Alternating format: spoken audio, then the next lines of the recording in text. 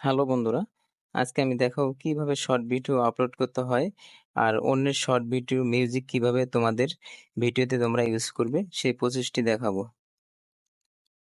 তো প্রথমে তোমরা ইউটিউব অ্যাপ্লিকেশনটা ওপেন করে নেবে, তারপরে এখান থেকে তোমরা তোমাদের ভিডিওটি চয়েস করে নেবে।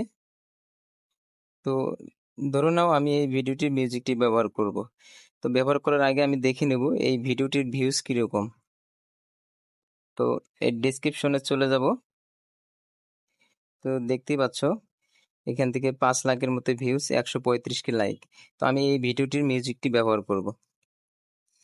তো মিউজিকটি আমি ব্যবহার করার জন্য ডান সাইডে মিউজিক যে অপশনটা আছে নিচে, এখানে ক্লিক করব। তো দেখতেই পাচ্ছ বন্ধুরা এখানে কত views, 851 K views, 33 K views. এখন আমি ইউজ দিস সাউন্ডে চলে যাব।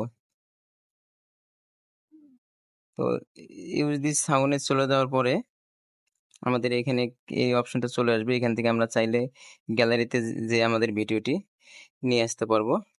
তো আমি গ্যালারি থেকে আমার ভিডিওটি নিয়ে আসব।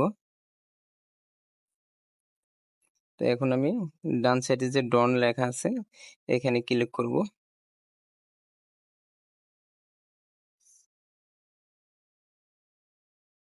প্রসেসিং হচ্ছে।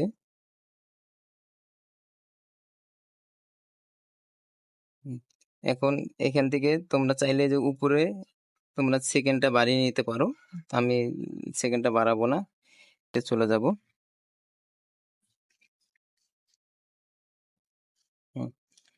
তো দেখতে পাচ্ছ এখন আমাদের এইরকম একটি পেজ ওপেন হয়ে গেছে।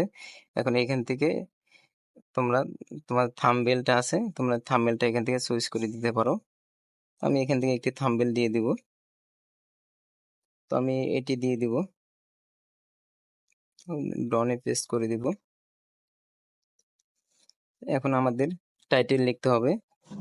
তো আমি টাইটেল লিখে রেখেছি আগে, নোটে আমার টাইটেল সেভ করা আছে। এখান থেকে আমি টাইটেলটি কপি করে নিব।